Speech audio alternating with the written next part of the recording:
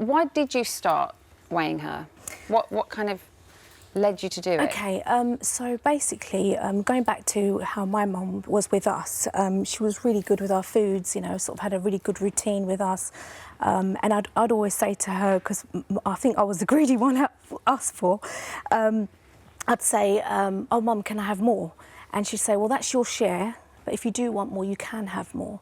But of course, I never wanted more after that share. So she was quite clever. She never said no, but got what she wanted at the same time. So I think now becoming a mum, it's now you're seeing different challenges where you're going into supermarkets and you've got all these bog-offs like buy one, get one free. So it's a different time. So that's why, I mean, I, for example, weigh myself every day. Did your mum weigh you? No, no. Okay, so not that I can remember. So your mum kind of did portion control with you, and she did healthy eating with you as well, right? Which is quite common. Yeah, which is quite common. And you do the same thing with your daughter. So you kind of you look at her portion size, you teach her healthy eating, and you also exercise with your children as well. So isn't that enough for kids of and this is something I want to ask you as well, Deanne, is that not enough for children of a very young, impressionable age, rather than having to put them on the scales every day and kind of drill that into their head that they need to be looking at numbers constantly? I don't see it like that because it's a very fun thing. Where I jump on the scales, she just jumps on as well, and we all kind of have a laugh about it. It's not really something that if you was to ask her, does your mum weigh you in every day? She'd probably say, I don't know what you're talking about, or I don't know. But I think we've got to be careful because the name calling or whatever, she's going to be more affected by that. So you know, why not take control and do something about it and be in control of her? Can I ask, if she does put on weight, what's the consequence? The consequences are that I'm doing something wrong because I'm feeding her. It's a mindset as well.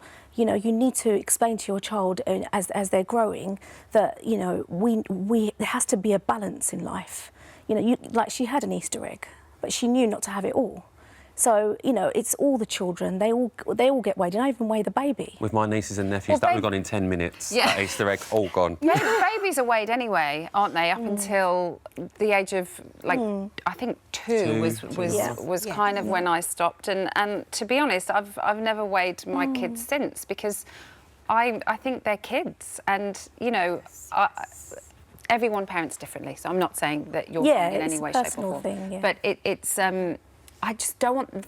I feel like kids should be kids and not consumed with body image or numbers on a scale. They should just be happy with who they are and how they look. Can I come in? You see, what do you think of what you've heard, Deanne? I'm talking to you and also to Nadia, and you've said a lot of the things that I would say. And Nadia, I've heard you use the word control a lot, and I can see clearly that you're trying really hard to look after your daughter in the best way you can. But there are, first of all, the question is, are you clinically aware of how children do change in their weight? For example, we know that children gain weight before a time of a growth spurt. And if Nadia sees her child gaining weight, she might make the wrong...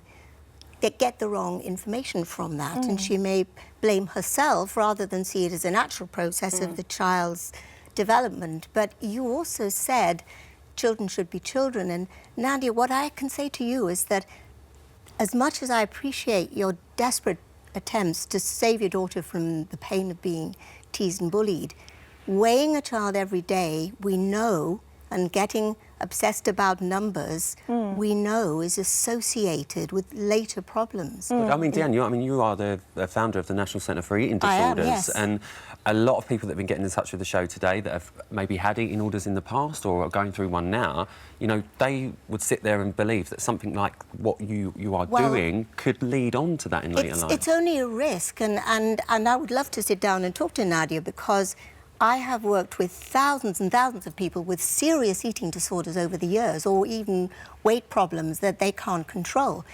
And it often comes right back to what's happened in the family early in life, with parents being obsessed about weight, concerned about their children. You see, what children really need to grow up controlling their weight is self-esteem, so that means dealing with bullies appropriately, and also lots of love, and just rewarding them for other things, not their appearance, not focusing too much on their appearance. And that's the kind of thing that worries me. And you've said it very well, having an 8-year-old daughter yourself.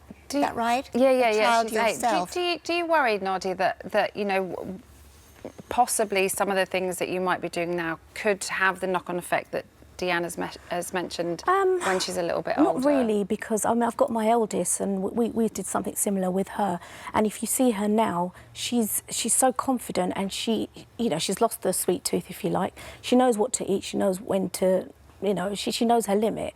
And that's the same with, you know, the younger two.